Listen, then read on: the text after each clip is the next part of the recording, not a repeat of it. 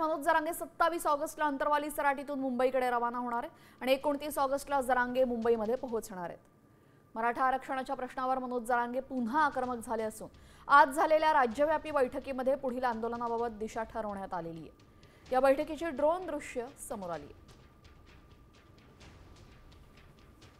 जरांगे 29 ऑगस्टला मुंबईमध्ये येणार आहेत। मराठा आंदोलनाची तारीख आता ठरली असून आज ही बैठक पार पडली। 27 ऑगस्टला ते अंतरवाली सराटीतून प्रस्थान करणार आहेत। त्यानंतर जरांगे 29 ऑगस्टला मुंबईमध्ये येणार आहेत। आता लढाई आर या पारची असेल असे यावेळेस जरांगे पाटील म्हणाले।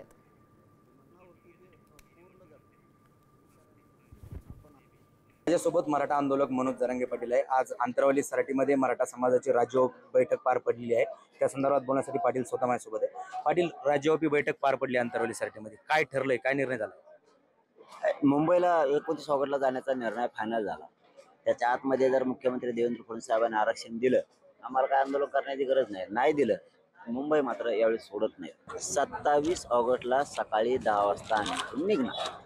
अंतरवाली शहागडून पैठण, शेवगाव, पांढरीपूल, अहिल्यानगरमधील शेवगाव आपला कल्याण फाटा, त्याच्या पुढं आळा फाटा, आळ्या फाट्याहून जुन्नर शिवनेरी दर्शन घेणार। त्याच्यानंतर माळशेज घाटमारा कल्याण वाशी, चेंबूर, आझाद मैदान, मंत्रालय असा मार्ग आम्ही जातोय। त्याच्यावरती फायनल झाले आणि मी आता हटत नसतो।